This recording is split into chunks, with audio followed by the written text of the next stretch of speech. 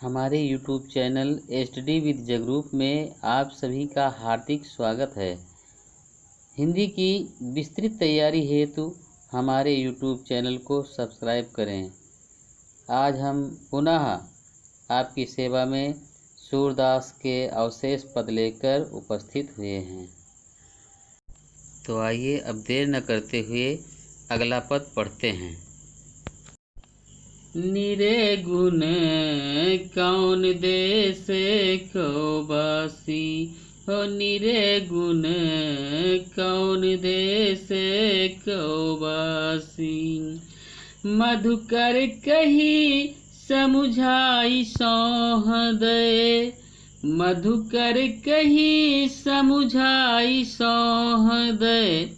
बूझति साच नहासी हो, निरे गुण कौन देश को बासी हो, निरे गुण कौन देश को बासी।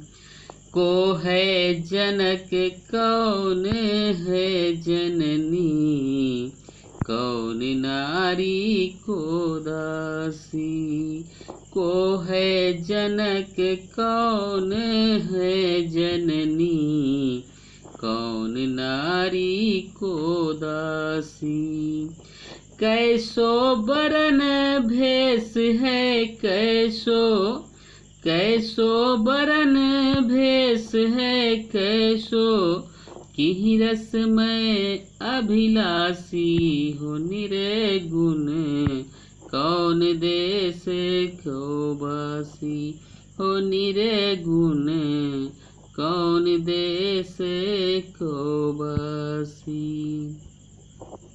पावे गो पुनि कियो आपनो, जोरे करे गो गासी हो।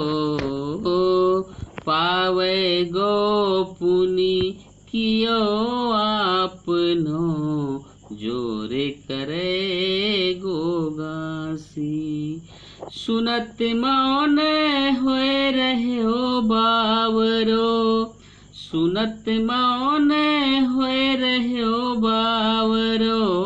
सूर सब मति नासी हो, निरे गुण कौन देश को बासी हो, निरे गुण कौन देश को बासी। प्रस्तुत पद्यांश में सूरदास ने गोपियों के माध्यम से निर्गुण ब्रह्म की उपासना का खंडन तथा सगुण कृष्ण की भक्ति का मंडन किया है। गोपियाँ भ्रमर की अन्योक्ति से उद्धव को संबोधित करते हुए कहती हैं कि हे उद्धव, ये निर्गुण ब्रह्म किस देश का निवासी है? हम तुमको शपथ दिलाकर सत्य पूछती हैं, कोई हंसी मजाक नहीं कर रही हैं। तुम यह बताओ कि इस निर्गुण का पिता कौन है, इसकी माता कौन है, कौन पत्नी है और कौन उसकी दासी है।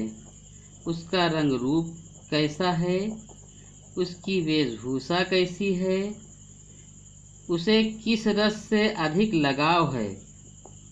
गोपियाँ उद्धव को चेतावनी देती हुई कहती हैं कि हमें सभी बातों का ठीक ठीक उत्तर देना। यदि तुम हमारे साथ कपट करोगे तो उसका फल स्वयं ही भुगतोगे। सूरदास जी कहते हैं कि गोपियों के इतने व्यंग्यात्मक तर्क सुनकर उद्धव ठगे से हो गए और उनका सारा विवेक समाप्त हो गया। गोपियों ने अपने वाक चातुर्य से ज्ञानी उद्धव को परास्त कर दिया, अर्थात उद्धव का सारा ज्ञान अनपढ़ गोपियों के सामने नष्ट हो गया।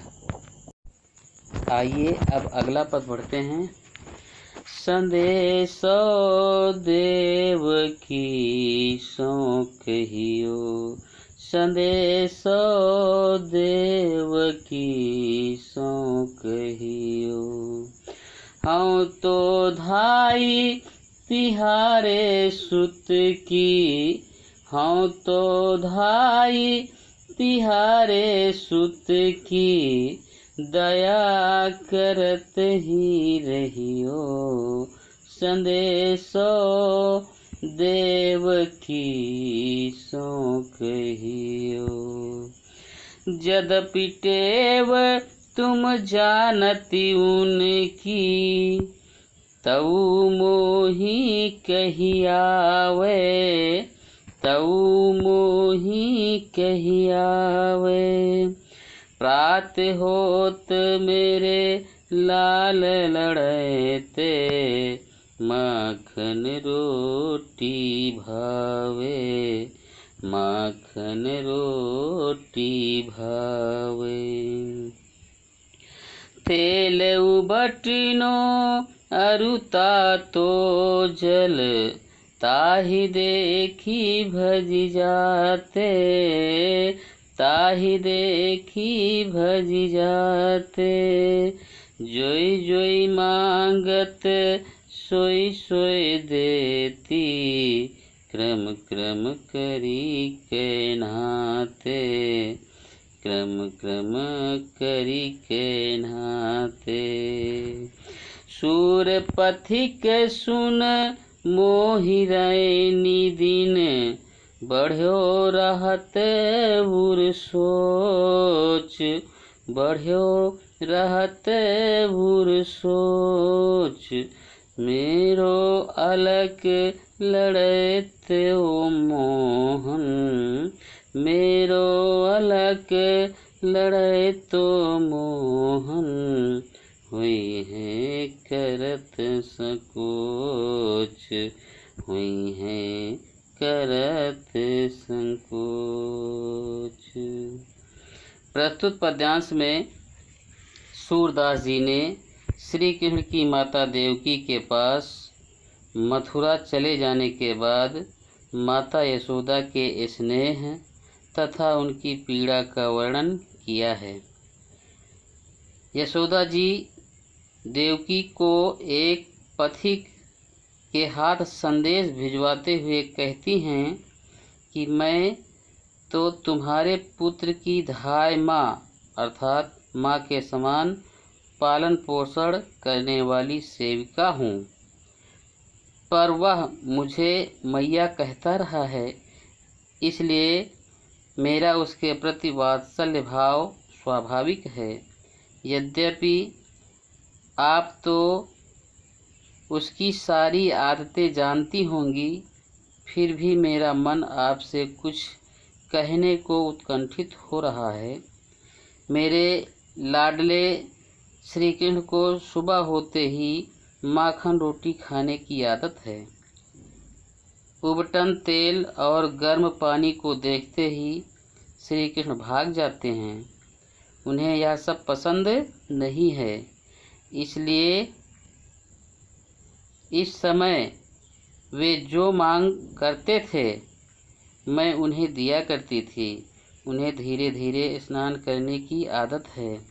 सूरदास जी कहते हैं कि माता यशोदा के हृदय में रात दिन यही चिंता सताती रहती है कि उनका लाडला कृष्ण मथुरा में कुछ मांगने में संकोच तो नहीं करता। आज के लिए बस इतना ही। अगले दिन नए वीडियो के साथ में फिर मिलेंगे। तब तक के लिए जय हिंद।